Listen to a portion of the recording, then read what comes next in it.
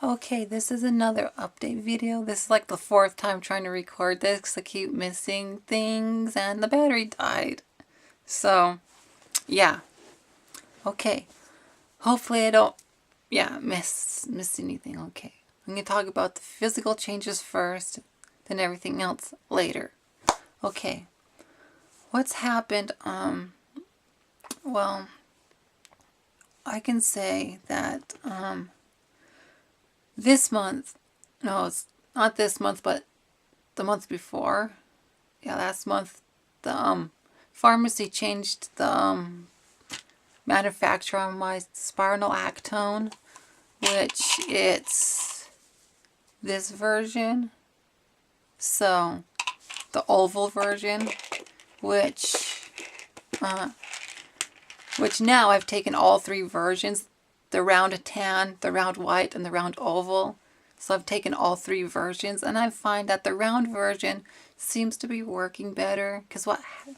And also this month, they changed the manufacturer on my progesterone, which they sent the information with it that was saying it's a timed released version, but I've been taking it under the tongue. It just takes a little bit longer to dissolve and absorb, but still it seems like it's working. But I don't know if it's the prescriptions or if it's just my body's not used to this version, or if it's just the hormones in general.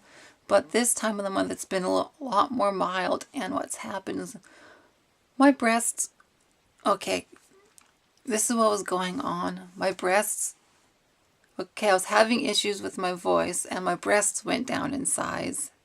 My breasts kind of, because they were measuring 38 and around 2/8 of an inch, 3/8 of an inch, or something like that. But then they went down in size, and I was kind of like, not happy where my voice was or what was going on. So I was doing some research on healing stones and crystals to see if there's anything that can help with my voice and breasts.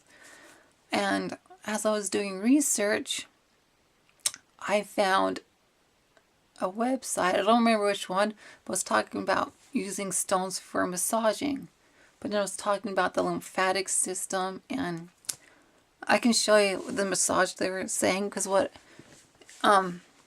it does, it helps with the lymphatic system, the blood flow, like the lymph fluids, hormones, and everything to your breasts. And it helps to break up any dense tissue. So I was doing the massage for like a few weeks or so, but I've been taking a break for a while so everything can set in.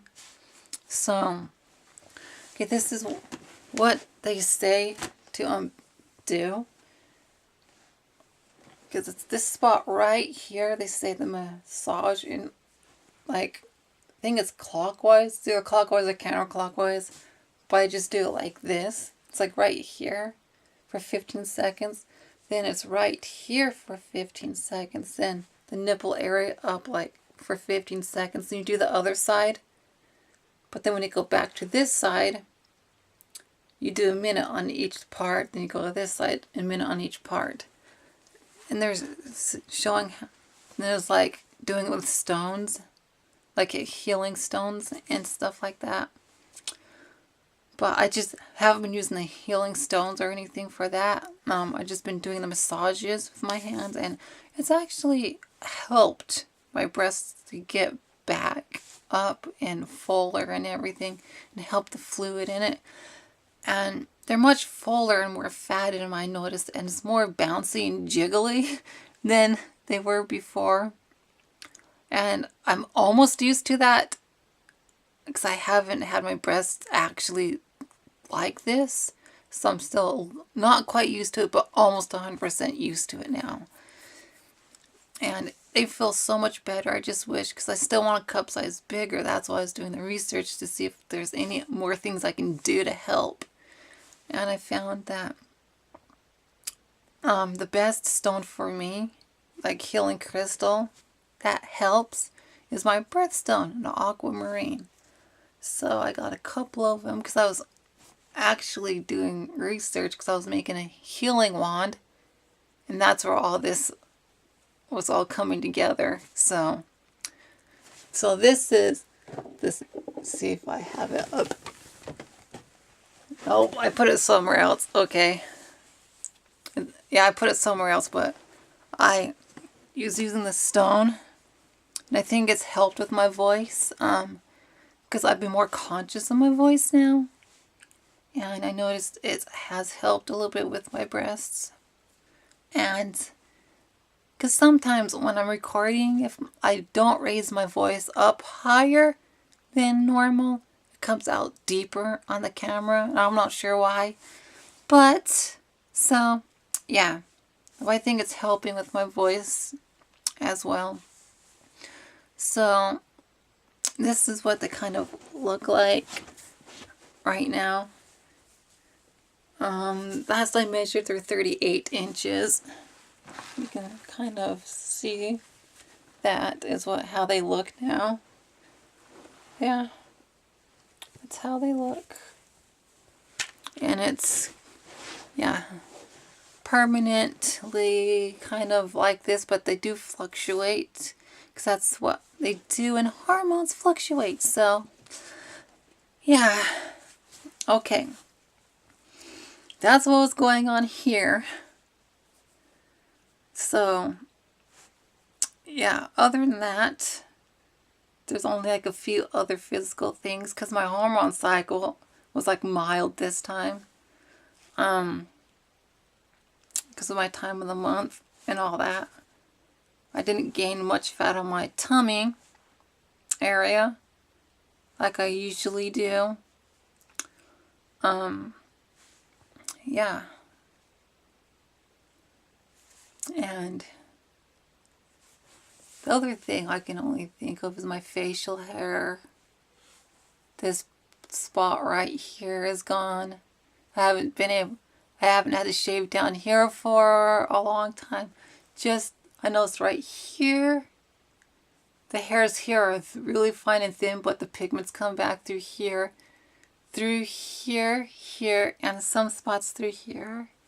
The pigment has come back, but it's the white stuff is what I'm concerned about. Yeah. It's the white hairs is what I'm more concerned about, because laser can't detect the hair, and it just, white hair, and it just makes it finer and thinner. So, it's been a while since I've had a touch up, because I was waiting until the pigment come back, and this hair ended up falling out, which made me really happy. And yeah, and all the other random hairs that was down here. But I'm just doing the best I can with it. The only thing I know is white, blonde, and red hair. Laser can't detect it, so you have to get electrolysis for that. So, the only place I know that does electrolysis is the facility where my doctor that's prescribing my prescriptions. There's a person there. She does voice training and electrolysis for trans women.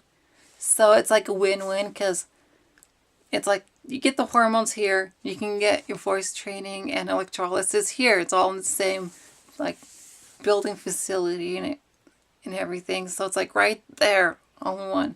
So it's a good place here where I live in Utah for our transgender care. So yeah. And that's the only place I can think of to go to get the white hairs gone. So when I get the laser next touch up, I'll talk to them about where I'm going to see what they suggest. So, and go from there. And the only other hair issues was on my legs. If I don't shave them within a certain amount of time, or every once in a while it gets really painful and itchy, like the hair's being pulled out, In those areas, I notice when it feels like that, I'm losing leg hair compared to how it was happening before. Because before, it was like, looked like a blackhead, and when you squished it, it expelled the hair out of the leg, the follicle in the leg, and it was gone. But this time it's kind of like painful, and I noticed the hairs are a lot thinner. Like, it's like more spread out, and like, yeah, through here, as I can see, because I haven't shaved my legs for a while. There's this side always has less, and this side always, like the inner parts of my legs have more, then the outer part always has less. I don't know why. Same thing with the upper leg. It's a little bit different on the upper leg, but I notice I'm still losing leg hair. I'm not sure how long it's going to take before it's all gone. So, yeah.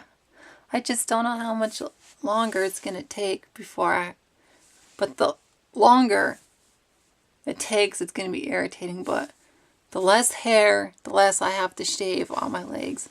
So if I lose all the leg hair, then all the hair through here, then I won't have to worry about shaving anymore. And my underarms, I don't really have issues since those 6 treatments of the laser and the hormone replacement therapy. It grows so slow and it's so fine and thin. I don't have issues, and I haven't shaved them in a long time. At least once in the last month that I can recognize.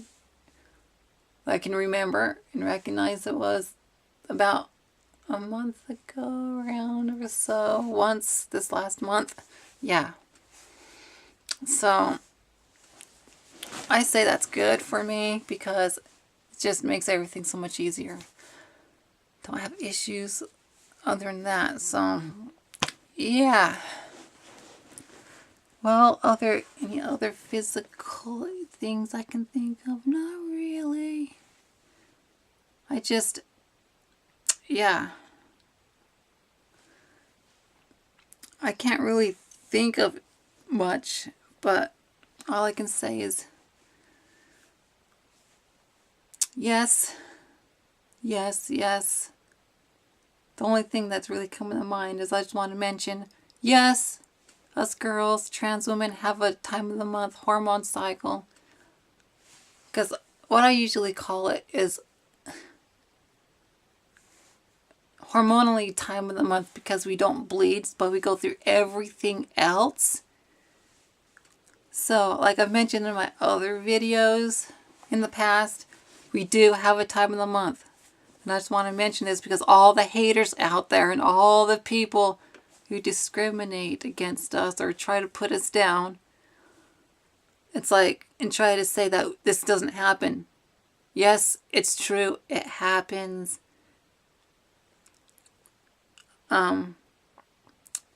So I just wanted to mention that if I haven't already. But we do have a time of the month. We get cramps and bloating. Because I wasn't really bloated this last month, but it was yesterday. I started feeling cramps down there. Not the spot where the uterus would be, but it's more down towards our intestines. And it was like, I haven't had it this bad in a while. And yeah, today it's mild, so yeah. Because I would mention in the old videos, it's either the evening of the 15th or the morning of the 16th when it happens. And the 16th is when it started happening for me. So we do have a time of the month hormonally. We just don't bleed. So yeah, go through everything else, mood changes, cramps, bloating. So yeah, that's what I wanted to say. So all you haters out there, it happens. It's true. So don't deny it. So yeah. But other than that, I really haven't had much other physical changes besides body hair, weight distribution, and my breasts. Still not used. Yeah. I'm almost used to it, but I'm not quite used to it. Because they're just, yeah. everyday movements, it's just right, like right now, it's more, yeah, because there's more fat in them and it's more fuller and the more jiggliness, like the bouncy jiggliness. I'm not 100% used to it, and it's been happening a lot more for me. And I'm almost 100% used to it, but not 100% used to it. And some like everyday movements going up and down stairs, and if I go up or down quickly, or like rapid movements like this or something, then they move around and bounce and jiggle, and that's where I'm not used to it, is the subtle things you do that cause the breasts to move around like that.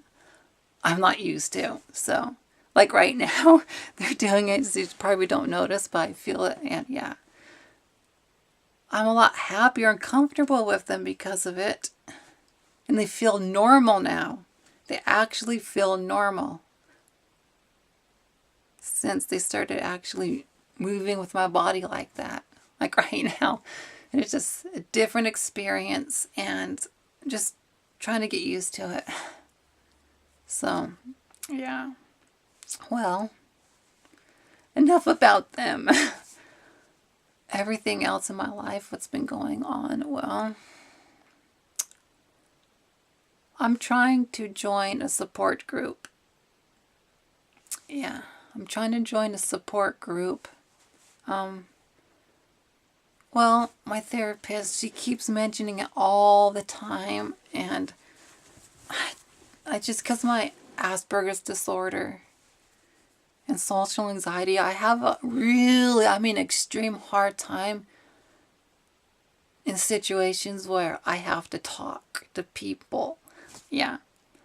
And I don't know why people have a hard time understanding those of us who have a hard time with those of us who have Asperger's disorder, who has the hard time. Not the ones that don't, but the ones that really do.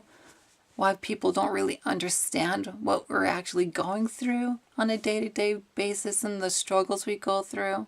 But it's an actual real hard struggle I'm going through.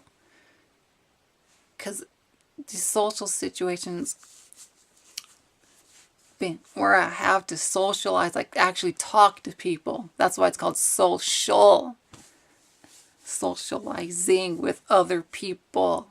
Not being around them, but socializing. Talking. It's where it causes the anxiety. So, yeah. So I'm trying to join the support group and deal with all that. And I got the results back from the court case. It was unfavorable. The attorney called me yesterday and said she's going to compare the medical records and see what I need to do next, or I should do.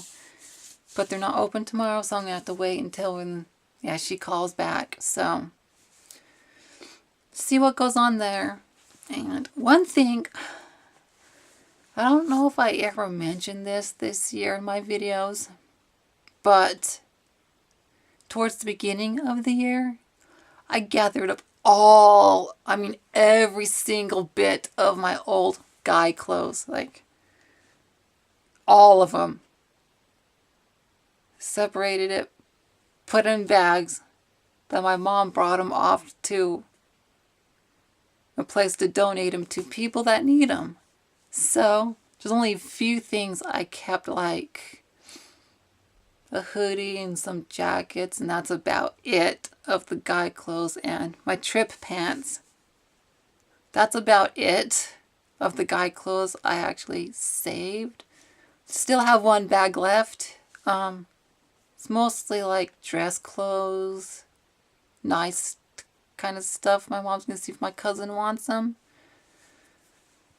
My cousin, yeah. So it felt good to get rid of that. It felt real good to get rid of those clothes. Get rid of all that from my past and continue wearing girl clothes in the future. Continue that and don't have that in my life anymore. So it felt really good to do that. And so, other than that, comment, rate, and subscribe. And to all you haters, I send unstowed peace, love, and kindness towards you all and everyone else. So, check out my blog and any other links that could be down there. Because I did a new one if you haven't seen it yet. So I just want to say to all the haters, I'm stronger than all you. Sending peace, love, and kindness to everyone. So until next time, again, comment, rate, and subscribe. And click!